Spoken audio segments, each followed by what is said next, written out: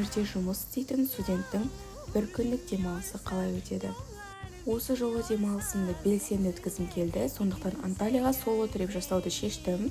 Айтпақшы, мен Анталияға алғаш рет бара жатырмын. Сондықтан осы демалысымды белсенді өткізіп, ең алдымен купальнигімді киіп, таңғы ас ішуге бардым. Таңғы асымды ішіп отырып кино көрдім, өзіме кішкене видео түсіріп алдым. Содан кейін бөлмеме қайта барып, теңізге қажетті заттарымды алып, жағажайға қарай жол тарттым. Біздің теңіз қонақүйдің дәл жанында орналасқан, сондықтан көп уақыт кетпейді. Максимум 2 минут. Теңізде шамамен 2 сағаттай шомылдым. Су сондай күшті болды. Өте сергіп қалдық десек те болады. Кейін қайта келіп душ қабылдап дайындала бастадым. Мынау біздің комнатаға қарай жол. Біздің комнатамыз отельдің ішінде орналасқан, яғни персоналдарға арналған бөлме. Бізге өте қатты ұнайды. Келдім, душқа түсіп дайындалдым. Міне бұл мен. Содан кейін жолға шықтым. Өзіме мороженое алдым. Жол бойы көзіме түскен әдемі жерлерді видеоға түсіріп отырдым. Айтпақшы, мен Түркістан қаласындағы Халықаралық туризм және меймандостық университетінде оқимын. Университетіміз бізді Түркияға практикаға жіберді. Қазіргі таңда Кемерде қонақүйде мини-аниматор болып жұмыс жасаймын. Яғни балалармен жұмыс жасаймын. Ең ұнайтыны тұратын жер мен тамақ толықтай қамтамасыз етілген. Оған қоса айлық та аламыз. Студент үшін бұл өте керемет мүмкіндік деп ойлаймын. Яғни жастық шақта осындай мүмкіндіктерді пайдаланып, саяхат жасап қалу, яғни ең күшті чувстволардың бірі деп ойлаймын. Мен бұл жерде уже Мигросқа келдім, яғни өзіме керекті заттар алып, өзіме киім аламын деп шештім. Мен киімді 2 сағат таңдадым, соңында осы футболканы алдым, және негізі бұл футболканы да көп таңдадым. Содан кейін осы шорты мен рубашканы алдым. Мигростан шығып өзіме Анталия карт жасатып алдым. Анталия картты да 2 сағат жасадым, потому что білмеймін. Содан кейін Калечиға қарай жол тарттым. Мен бұл жерде Калечидан бір остановка асып кетіп қалыппын.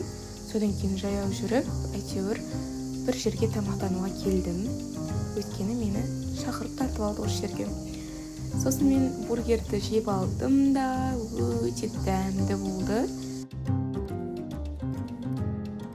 Содан кейін осы Калечидің көшелерімен серуендеуді шештім.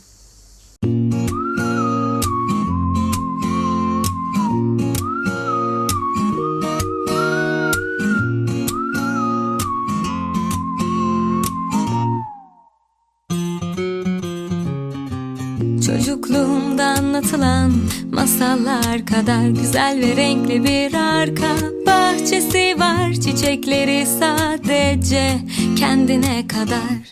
Kimse duymasın, çiçeklerin canı yanar. Gözlerinin kenarlarında dalgalar mı var yoksa orada da Калечи ішінде серуендеп жүріп, дәл осындай әдемі жерлерге тап боламын деп мүлде ойламадым.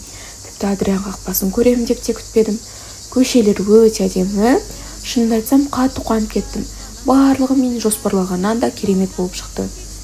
Одан кейін осы әдемі мұнараны да көрдім. Жалпы бұл күн мен ойлағаннан да әсерлі өтті. Бұрын тек суреттерден көрген жерлерді өз көзіммен көру ерекше сезім сыйлады. Айтпақшы, фото мен видеоларымды түсірген адамдардың ешқайсысын танымаймын. Жалғыз жүрген соң, ұнаған жерлерде қасымнан өтіп бара жатқан адамдардан фотоға түсіруін өтіндім, және олар өздері ұсынғандар да болды. Яғни бәрі бақытыма қарай күлімдеп келісіп көмектесті. Кешке қарай қонақ үйде бірге жұмыс істейтін қыздармен кездесетін болып келістік. Барлығымыз осы ресторанда бірге кешкі ас ішуді шештік. Бұл жер маған қатты ұнады, сенің сөзбен жеткізу мүмкін емес. Қыздар келгенше өзім жалғыз отырып, су ішіп демалып алдым. Кейін бәріміз бірге тамақтанып, әңгімелесіп, фото-видеоға түсірдік. Өте көңілді кеш болды. Негізі бұл ресторанды TikTok'тан көріп, бір күні міндетті түрде барамын деп жоспарлаған едім. Бүгін сол жоспарым орындалды. Шынымен де күткенмен де керемет екен. keyfine. Eğer isterse resimler çizer tuvaline, fırçasıyla katar seni hayaline. Одан кейін бәріміз бірге қонақ үйге қайттық. Алдымен Анталия картпен автобусқа отырып, Мигросқа қарай бардық. Содан кейін өзіміздің қалаға баратын автобусқа ауысып міндік. Жалпы бүгінгі күнім өте керемет өтті. Осындай демалыс маған қатты ұнады. Блогымды көргендеріңізге көп рахмет. Келесі видеоларда кездескенше. Сүйдім. Senden sonra kalbimi sevgilere kapattım.